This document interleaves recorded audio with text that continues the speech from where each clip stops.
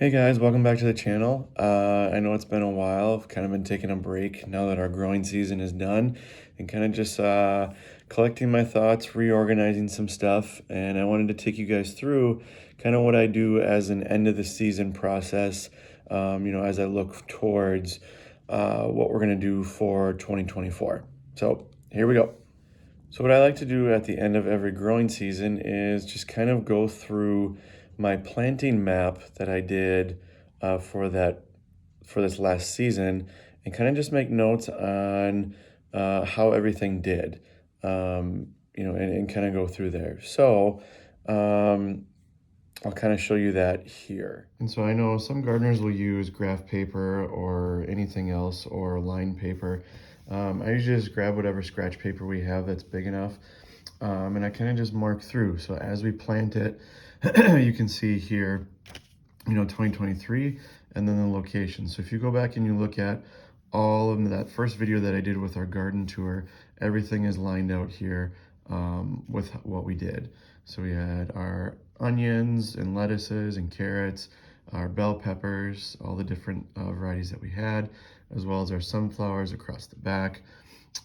Did broccoli, radishes, pole beans, all that stuff, and kind of went through everything that we had here, okay? So this is how kind of my mind works. This is how it works easiest for us.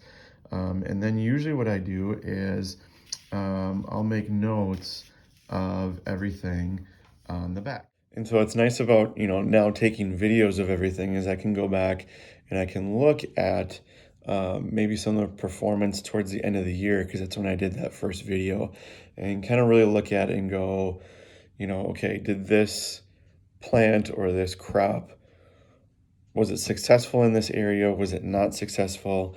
Should I look at maybe looking at different spaces or different, areas to plant certain things? And one of the big failures this year was our lettuce. And we actually planted it in the exact same spot that we did in 2022. And 2022, it had seeded out, and then, over the winter, just kind of self-planted or self-propagated. And then in 2023, so this year, this spring, it started to grow again, kind of away from, sorry, our puppy was digging in her toy bin. So if you heard that rustling around in the background, that's what she was doing. So lettuce, and then we decided to we saw it growing when we got into our garden plot already. So we decided to put it right next to it again, almost in the exact same spot.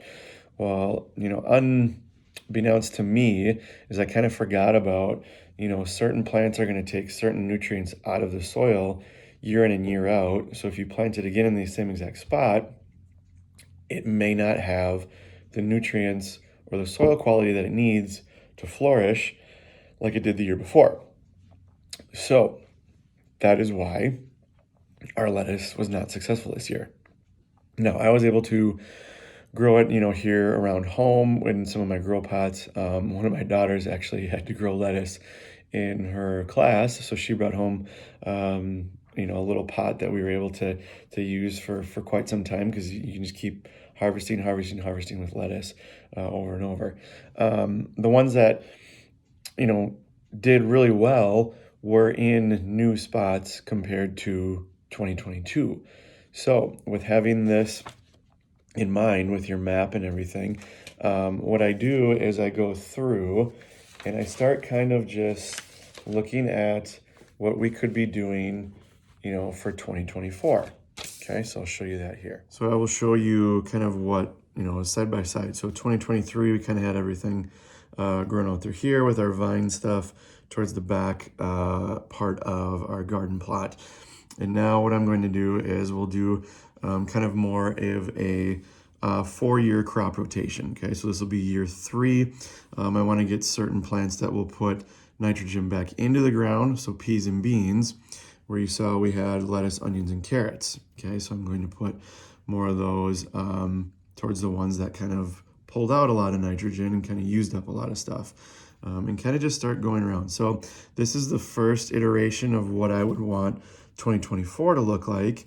Over the next couple months, I will just randomly grab this sheet of paper and start kind of jotting down notes what I want to do. And this may be version 1, and I may have 3 or 4 other versions by the time we get to, next March and April, before we start sowing our seeds and starting to think about what we want to grow for 2024.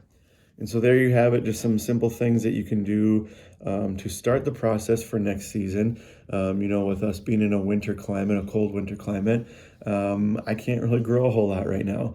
I do have grow lights and stuff down in the basement, that I can start, getting some seeds started here, maybe in 2-3 months. But a lot of it now is just reflection from 2023 and then starting that slow, gradual preparation for 2024. So I hope you guys learned something today. I hope you guys can kind of use this, as a jumpstart for 2024 for you, and use it as a reflection point for 2023, and keep, your successes successful, or keep your garden successful, as you keep growing in the garden.